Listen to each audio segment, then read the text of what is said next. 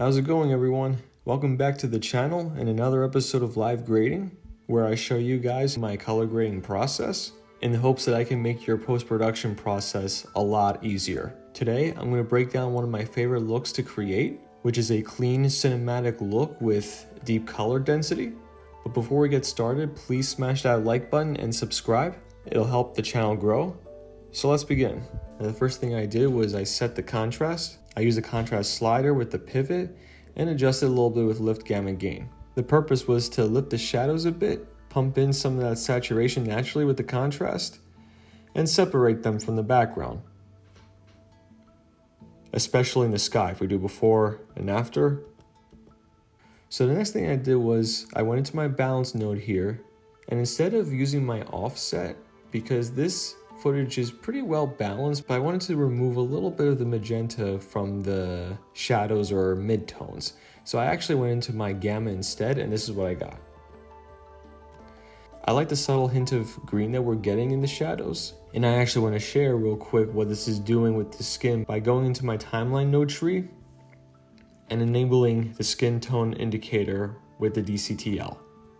As we can see, the mono node DCTL has the skin tone set to yellow, which is an indicator that we have perfect skin tones.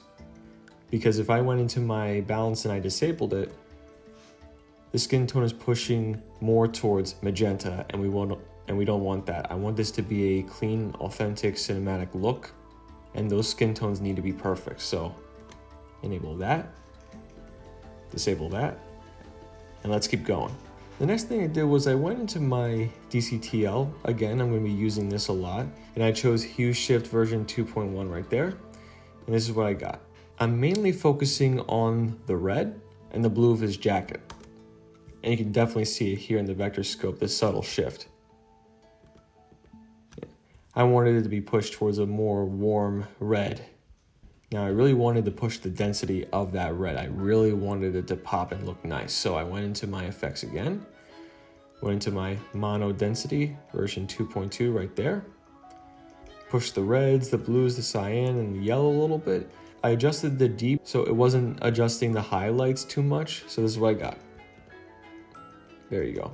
So the next thing I did was I wanted to remove a little bit of the blue here and maybe a little bit of blue in the sky, because I don't want the background or anything else to really distract us from our subject. So this is what I did. Much better. His shirt is more white. If we do before and after, we're removing a lot of that blue chunk.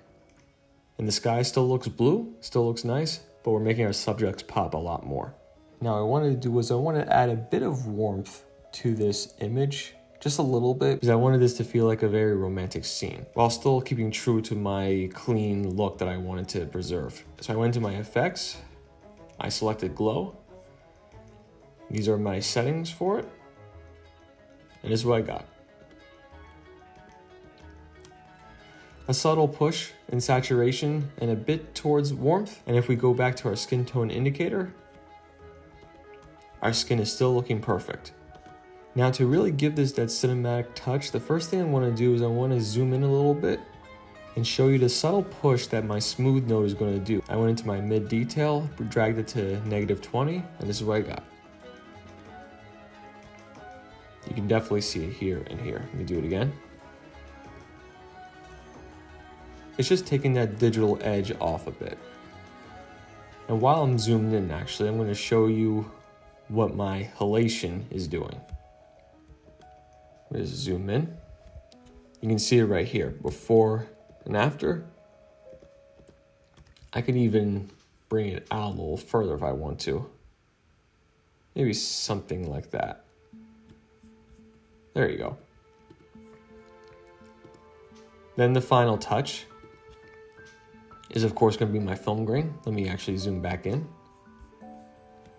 Before, after. You can see it more in her skin. So let me do it again. Before, after. So yeah, this is how I create a clean film look. So let's watch it play out.